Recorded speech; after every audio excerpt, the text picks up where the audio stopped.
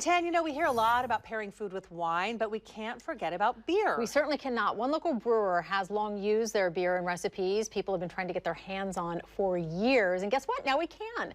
I paid a visit to Widmer Brothers Brewing in North Portland for a look at how beer and food combine for some tasty holiday dishes.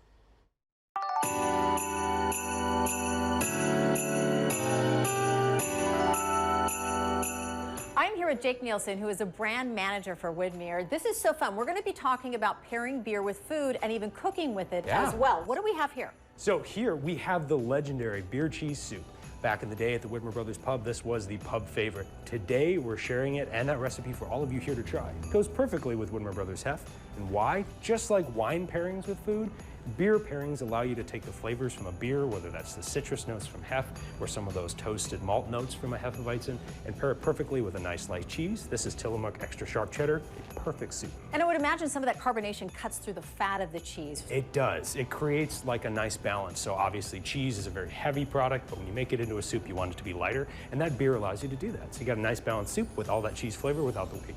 Perhaps you're a vegan. Let's move down here and take a look at this. This is a sandwich that you've paired with a beer. What do we have? So what we have here is Hopcadia IPA, and what's important about IPAs is they're really bitter and they're strong and they have nice like piney notes. So you want something that's going to pair with a lot of big punchy flavors. So here we've made a protein pesto, which is basically like a pesto that you would make at home, but you add some silken tofu for that added protein bounce, some grilled eggplant, and then red peppers, but canned red peppers. I don't know if you've had those before. Highly recommend, but that takes that sandwich over the top. And if you don't know, really just kind of play around with it, right? Because some of these flavors may be highlighted in the food when you take a sip of that beer. Just like when you're doing wine pairings as well. You can play around, see what you like, take those notes and allow you to really create something that really means a lot to you and tastes exactly the way you want it. Okay, let's talk about something a little heavier. We're talking about chili here, which is a classic here at Widmer. How do you pair a chili? Because this already has a lot of heavy flavors to it. It does. So you need something that's got some weight to it. And that's why we have our winter ale. That's burr. So you've got big toasted, roasty, toasty flavors that come with the burr, as well as some hop notes as well.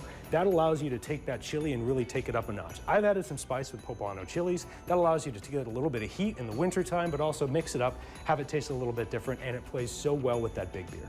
Okay, and we can't forget about dessert. Yes. Sweet and beer. How do we do this, Jake? So when they started making beer hundreds of years ago, if not thousands of years ago, why they added hops is because beer malts are actually very sweet. Hops balance all that sweetness. So I have a very simple recipe that allows you to showcase how beer can balance a lot of sweetness. I just have your favorite brownie recipe. I went to the grocery store, found my favorite, and I just took a container of frosting that you could also buy at the grocery store, or my fantastic spouse made this one for me. And you mix in some beer.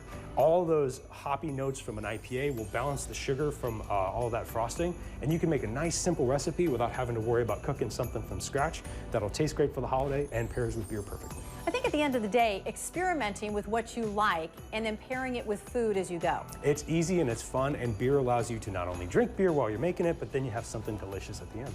I love it, and happy holidays, and cheers.